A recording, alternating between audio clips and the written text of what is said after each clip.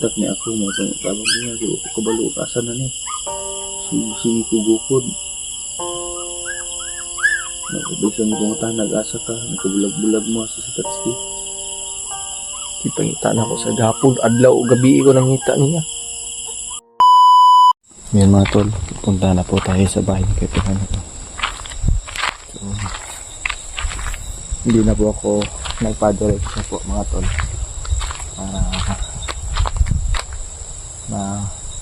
Kasi magtingin-tingin pa po sa mga kapatid ng katulad baka may nakabantay pa ng mga kalaban. So, dito na ako sa kay kuya. Baka may kalaban doon sa bahay ni Kuya Pinono mga tol. Hindi tayo kagad. Kasi pag doon tayo bumaba, wala, delikado. Ito mga tol, tandahan na tayo. Magmasid po. Tamang tingin sa malayo, baka may mga kalaban. So, actually, may ilaw dyan sa unahan ng bahay ni Kuya Pinono mga tol. Ano na kasing oras ngayon? So kailangan mo natin magmasid para maging safety po yung pagpasok natin sa bahay ni Kuya Pinono mga tol. So dito na tayo. Tingin tayo sa paligid. Baka may mga kakaibang kilos po mga tol. So salamat kay Kuya mga tol na ihatid tayo dito ng safety po. So mabait na tao po si Kuya. Pagmantay lang tayo dito. Ayan.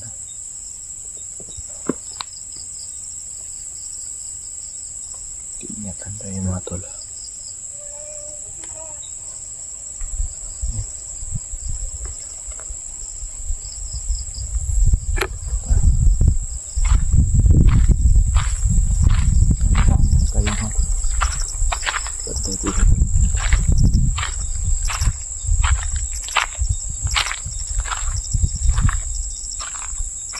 Ito banda, baka may kalaban dito.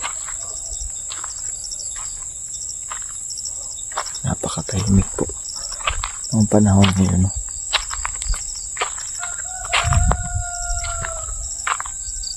Sobrang tahimik. Huwag tayong pumunta kaagad doon mga tol. So magpasit-pasit lang muna tayo.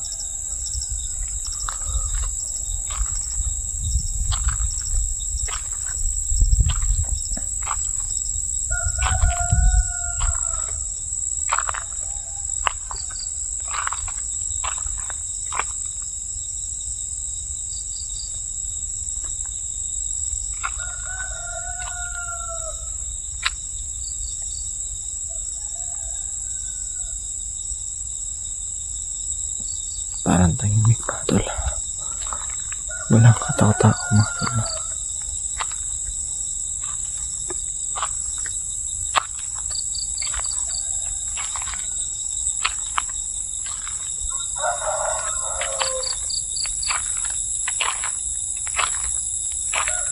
Ingat lang po tayo. Kasi yun po sana may mga bandido po na nakaabang. So delikado tayo pag pumunta tayo kagad dun. So mas maganda talaga mga tol, hindi tayo kagad pumunta at pumasok sa bahay ni Kuya Pinono. Kasi iba na po yun, baka iba na po yun nakatira dyan. Alam niyo naman, ilang araw tayong wala dyan at sinabi ni Kuya Pinono na nilusob pa siya ng mga bandido. So hindi natin alam mga tol na baka hawak na nila ang bahay ni Kuya Pinono. So naninigurado lang po tayo mga tol para din naman sa kapakanan natin. So ang tahimik pa. Anong oras na ngayon? So anong masid lang po tayo mga tol. Mas mabuti nang maging panigurado tayo mga tol para hindi tayo mabahamak. So buti na lang doon ako bumaba sa unahan para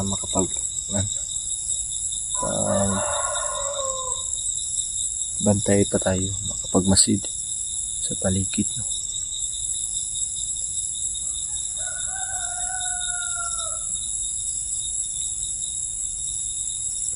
So, gagawin natin dito, mag-iingat lang tayo mga tol, no?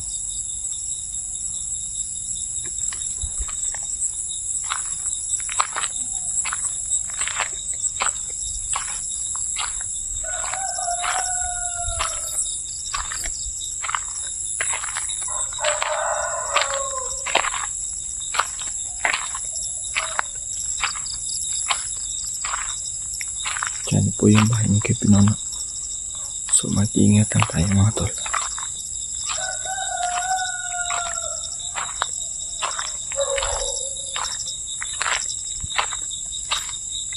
So, ano sa atin mga tol?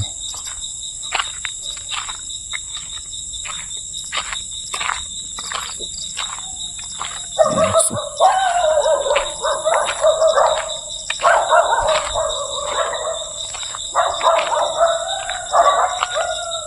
ingat tayo. Kasi may aso po mga tol. Baka may bandido dyan. Naninigurado lang po mga tol.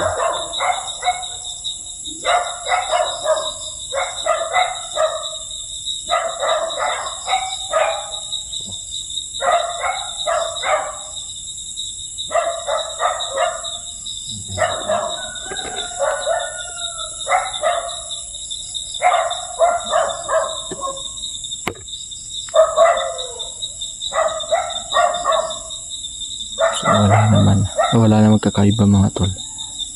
So, mas mabuti ng alerto para safety po yung buhay natin.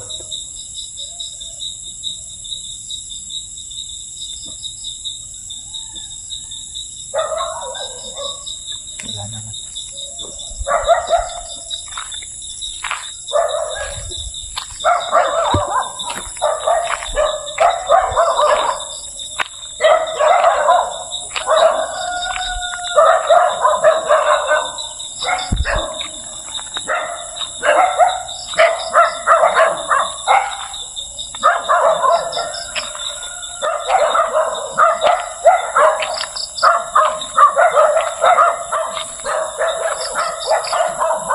May aso.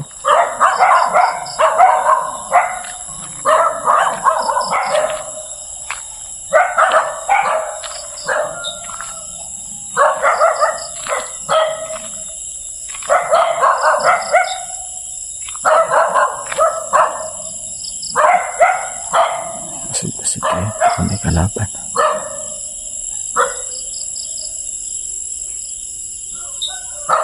Alerto lang tayo mga tol.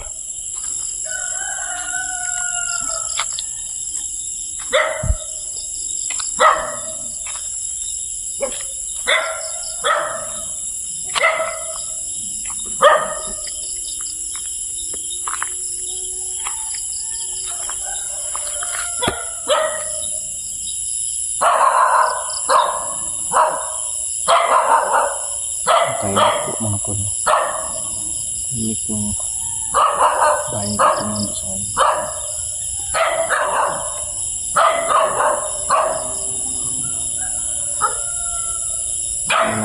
Walang tao. So mas mabuti yung naninigurado tayo mga tol.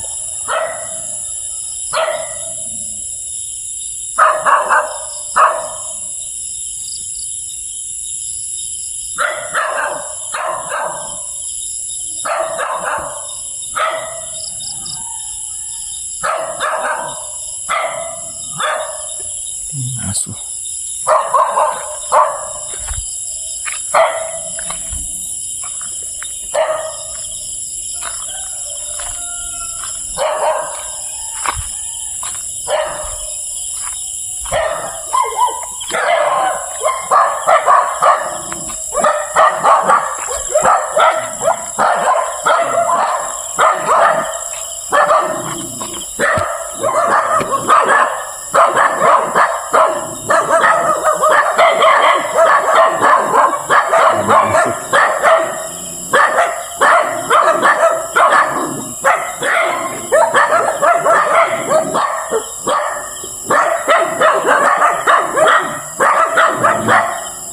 Ingat lang tayo mga to.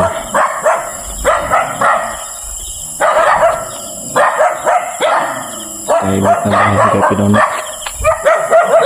Aking aso na kumantay.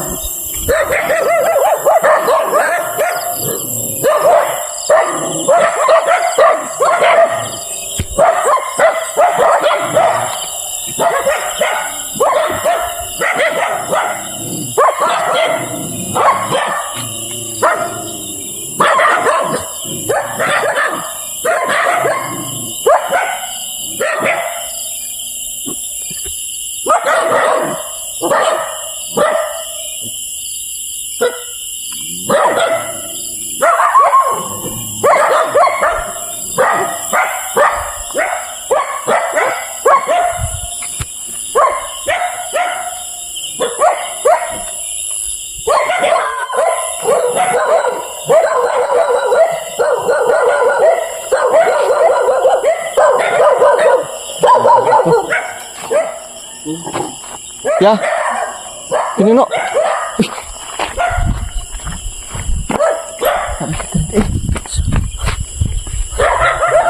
Hah? Ano si George? Ngita juga George sa ako. Ambos mo eh. Mula kuya Tatsuki, pag ano mo, dali-dali ng padulong diri ba? Hindi sana ako uuwi na ako lang mag-isa, pero wala akong magagawa, kuya. Inahirapan nga ako lumabas dun eh, sobrang dami. Kalaban, yung ginawa ko, pag makalabas ako dito, babalik ko agad, hahanapin ko si George.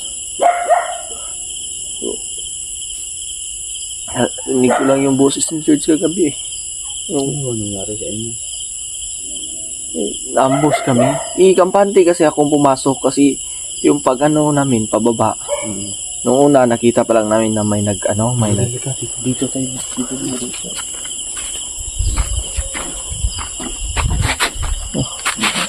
Yan. So, kanina, ay nung... Magpailaw ko. Mag-usap na tayo ng mag-usap tayo mamaya ng umaga. Yung nangyari kasi, Kuya Pinono. Hindi ka nagpailaw, malapit dito. Siguro puputukan lang sana kita. Kasi nag-alerto din ako. Kala ko nga walang tao dito, Kuya Pinono. Kaya, doon pa ako. Inatid ako ng ano eh. Si Kuya yun, nagpakilalang si Ronron. Doon ako sa unahan bumaba kasi. Kakilala ko yun, pero doon. Ha? O, isa kakailam na ako. Ano siya? O siya, kailanin mo. Ha? Jun. Ito? Ito, tahan na to. O, ako sabi ko nga dito na ako bababa kasi hindi natin alam baka may mga bandido dyan. So, naglakad na lang ako. Nagmasid ako, matagal ako dun eh. Hindi pwedeng direkta tayong pupunta dito, baka iba na yung nakatira. Dito mo, saan ka sa atin? Ano naman ko'y lord? Wala ko'y lord eh. Kaya problema gito na. Yung nakira ko. Si George lang. George Doon ako kahapon doon. Oo, umabog ka doon? Doon ako. Nakita ko yung yung saan kayo inumbo sinundan ko. So, kung kaso lang, wala na yung mga motor. Motor yan ako dito na paggawas na ako. Wala na ba? Saan na ako to? Dali-dali akong pumunta doon. Kasi kahit ang motor lang, maisalba ko. Una, parang safety. Pero wala na yung mga motor ninyo. Motor mo at sa motor ni Paritatski. Wala na doon. So, agad-agad akong humabol doon sa taas. So, may narinig ako na hinabol daw nila yung may maliit na tao na walang kamera. Si George, ito ya ba? George, ito. Pero wala ka kahit mo kay nanawag si George ako, tabang kuya. Mo man nanawag si George sa ako, nagulat ko ni online mo to siya, ang gichat to, ako niya reply. Ano ba ano? Oh, lubat taguro po to. Siguro to kontak ni ako mo to, tabang kuya, so kabalo asan na ni. Si Kugukod.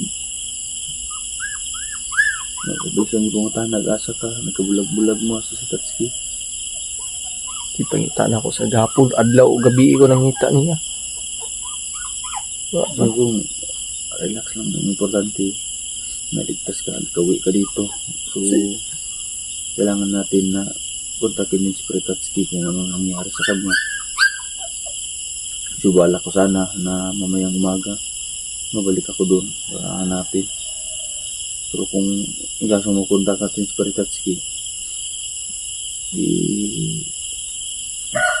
hindi mabuti na maghanap ko George na walang kasama. Dapat hindi lang pwede na isang tao. Kaya naikwento ko doon, sobrang dami talaga. At may nakita pa kong parang kampo doon sa kabila. Tinambangan din ako doon. Buti na lang ligtas tayo.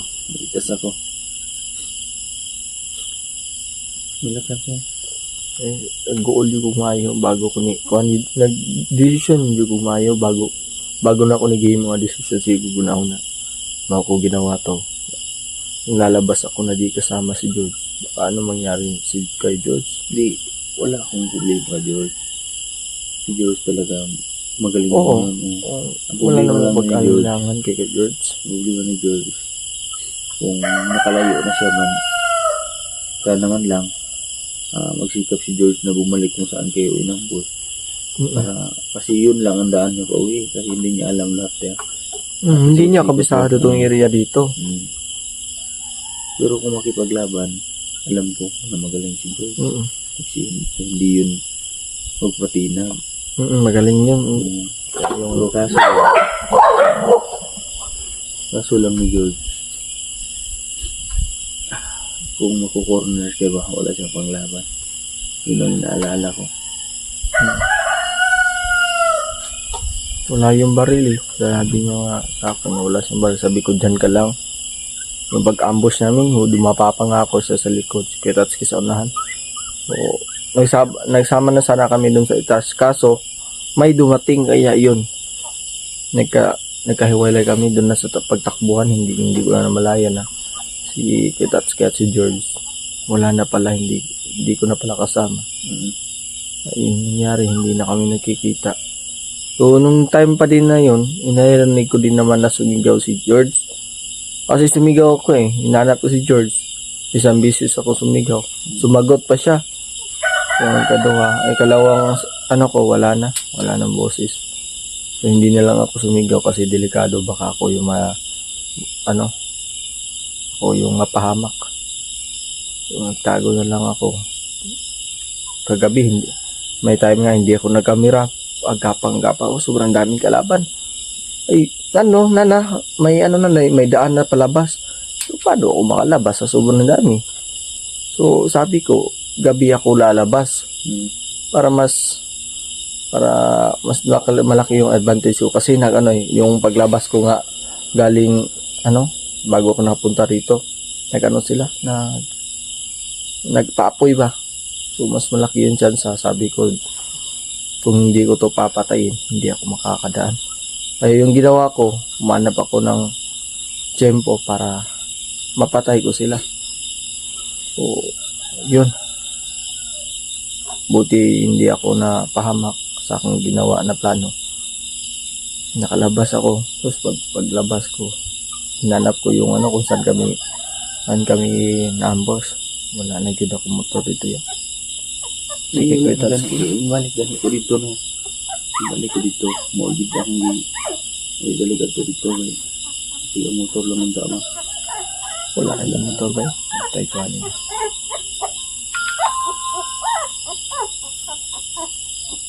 Saan to? Yung Tatsuki wa pa.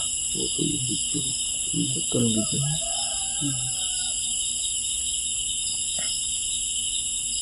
Yan, subukan natin kontakin si Tatsuki ngayon. Tatsuki, gutom na kayo ka? Gutom na eh.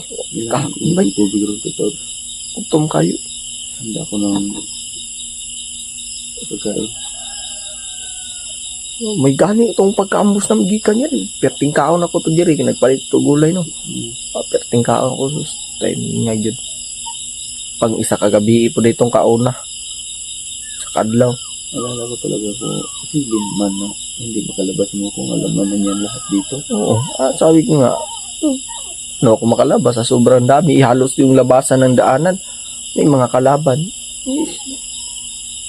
Yung sa tingin ko, nakita ko yung mga video ninyo. Yung simula lang pupunta kayo dito.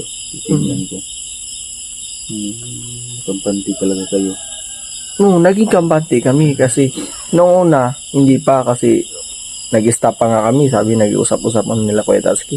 Sabi ko, pag may dumaan dyan na tapos nakadaan lang na walang nangyari, dadaan tayo. Kung mayroon dumaan. Pero, wala nga. Kami pala yung punteriya nila. Wala ka tiigo si George. Ambot lang ako, nadaplisan nga ako sa sa paapubot niya, daplis lang. Dumudugo pa nga, pero buti hindi ko ako nasugatan ng malalim. Kasi pag nasugatan ako ng malalim, baka ano mangyari sa akin doon. So, buti na lang sa awa ng Panginoon, hindi tayo napahamak. Iwan ko lang si Kuya Tatsuki. Hindi kasi ako hindi ko makontak si Kuya Tatsuki kasi wala nga.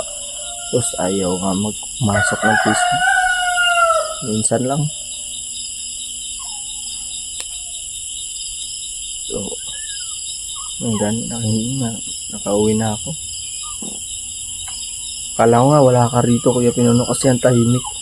Kaya naging alerto nga ako para Kung hindi ka nagpailaw, kung posible talaga na maparil kita. Kasi yung mga aso, lagi na tahol ng tahol. So, sinilip ko ng mabuti. Parang hindi na kaya ito palaban. Kasi din nakabulit ako. Ninakaw ko itong bolt. Buti na lang na hindi kita na natatang agad. Tinignan ko muna kung kalaban tutol. So, hindi ka hila palapit dito pero nagihilaw. So, hindi lang ako nakasigurado kung sino talaga. Pero pag palapit mo, nakita ko yung mukha mo. Kaya, tinawag kita agad. Buti na nagpailaw ako. Pero kung doon pa ka lang sa daan, kung tinawag mo na yung pangalan ko. Ayaw ko kasing sumigaw, baka may kalaban dito ya. So, doon ba ako, tapos sisigaw ako. Baka hindi ikaw yung nakatira dito kasi yun ang advantage ko Kuya Pinuno. Pag sumigaw ako, baka bandido yung nakatira dito. Mas malaki yung... Pagulin muna natin nila mag-iinit eh. Mag-iinit muna kayo ng tubig. Para makakain ka. Sige, mag-iinit ako. Sige. Yan mga to, init kape.